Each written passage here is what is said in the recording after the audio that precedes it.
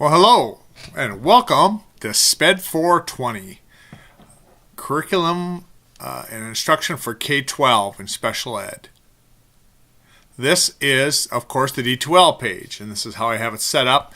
And over here, as you have found, is the link to the Google site, and you have to have that set up in order to get into my Google site. But let me explain this. We're only really going to use D2L for a couple things. First of all, this is where you will submit your lecture outlines. As you can see, and it tells when they're due. Okay, and then I have one. If you're late with it, if you're after this due date right here, you drop it in the late box. Don't send it to me in an email or something because I lose those. Put it in the late box, and of course it's time stamped also. Now, the first chapter has a couple extra things here that you'll have to submit. But otherwise, each week will be a lecture outline, and same here.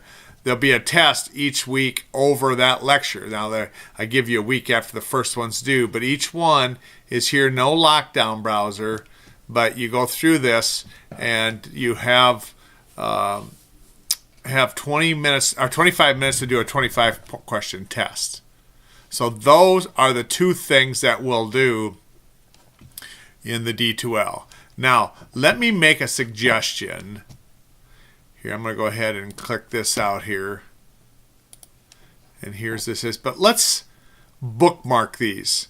Let's bookmark our D2L page and our Google Sites page. Now, I do it in Chrome.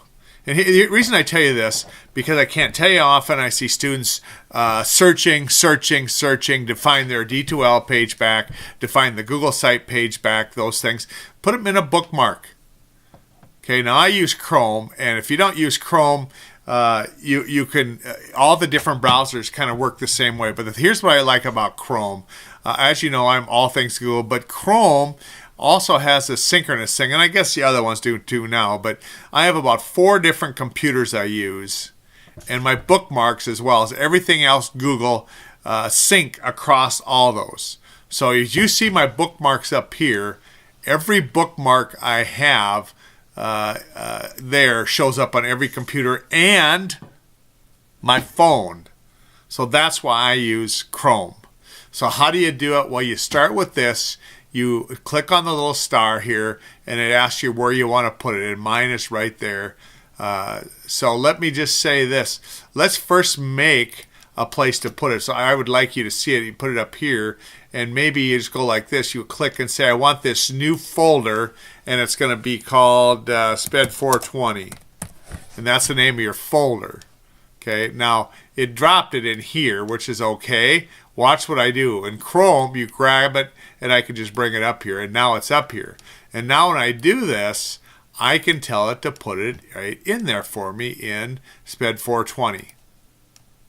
Okay, and there it is. Now, same way with your this.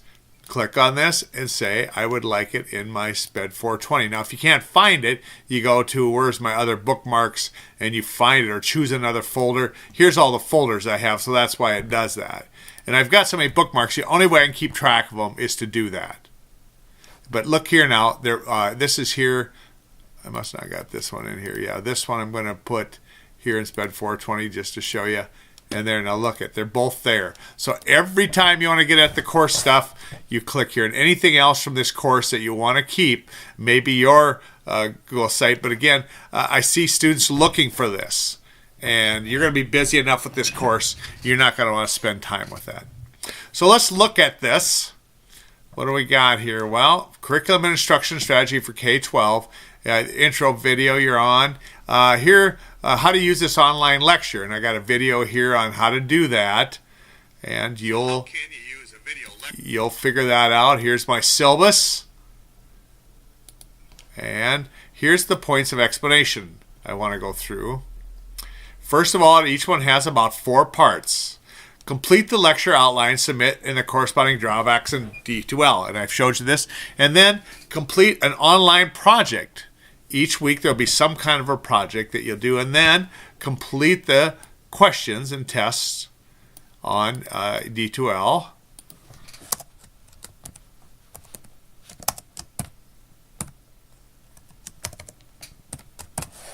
All right, and then import wiki postings for each chapter. Let me see if I can show you what those look like. So here's chapter 1. Here is the lecture. When you click on it, it'll take you out to YouTube. And in this, as if you've been in my other classes, I tell you in the lecture exactly what to do. Things to add to your notes or anything like that. Okay, and here's the textbook in the back. I use sometimes note outlines, PowerPoints. This is on IEPs here, so I'm taking you through that. Okay, that was lecture. Okay, and note outline will take you to a Google, and you'll want to download that into a Word document. And then here, this is the project, and this is where you're actually going to write an IEP. And then I'm going to try and give you this each week. Just a topical outline of the chapter. Like the first chapter is on students at risk, the IEP process, educational services. Each week I'm going to try and have that up for you also. Like this. Let's go to week 2. And I'll show you. Okay, here's the outline. Okay. Now also in week 2, here's your project. Creating these self-correcting devices, and I have a video here, and then you'll link here how you do this, and what you'll do to link. I think I can do this. Yeah, you'll just put your link in here, so I can easily find that in your Google or in your wiki, whatever it is. Because for this course, as I explain on one of these, you have to create a course wiki to house stuff on. Okay, course involves lectures, submitting note lines, and there will be a test. Everything is due with Sunday. So I should explain that better, but you will have to create some kind of a course wiki, and it's right here. And I give you instructions how to do that, and then you'll link them here. But from week to week, I'll ask very specifically for you to link so I can find it. But I won't. The big thing is how you organize it so that I can find your week stuff. So you can either identify the pages by chapter or by week, and I prefer chapter so that you can find it in the future with the name of the chapter. And that's the thing. So you have a nice website of your own now of material from this course that you can access and organize it so that you can find it, but also so I can find stuff throughout the course. So in chapter 2, these self-correcting devices go there. But here's the thing, I was going to show you these wiki postings, and here this tells you a little bit what I want you posting here this week. But those go in your website also under whatever chapter. So here's chapter 2, here's chapter 3. I tell you what to post for your wiki postings and how to credit it. Everything taken from the textbook, you'll have to put this with it that you've taken it from this textbook. Here's chapter 4. Here's the wiki postings. Here's the project. Okay, so that's kind of how it goes for each one. Now do this also. Here's the textbook. Here's the picture of it. There'll be 13 of these outlines and 14 web projects, and then these 13 tests, and then anything else. So there's a lot of points in here that you can easily score well. Get to a 94 for an A, and an 86 for a B, a 78 for a C. Okay, here, this is my thing. Here's my attendance policy. Essentially, turn in assignments and projects on time, and assignments and tests are due at the predetermined scheduled time. If they are late, if they're after 11 o'clock on Sunday night, I'll accept them within 1 week for half. After that, I'll not accept them. And here's why. Because in the past, I've had people wanting to turn in 5 or 6 chapters at the end of the course. And so just stay caught up. It's going to take some time. These lectures can be kind of long. So you're going to spend some time. It's a 3-credit course.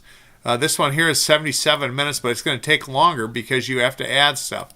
This one here, is 86 minutes. But again, like I say, it's going to take you longer to complete that because I'm going to have you stopping and adding stuff to your notes. So carve out a nice chunk of time on each of these so that you can do your best work. All right. And then I'll get you through this. I'll finish setting up the course.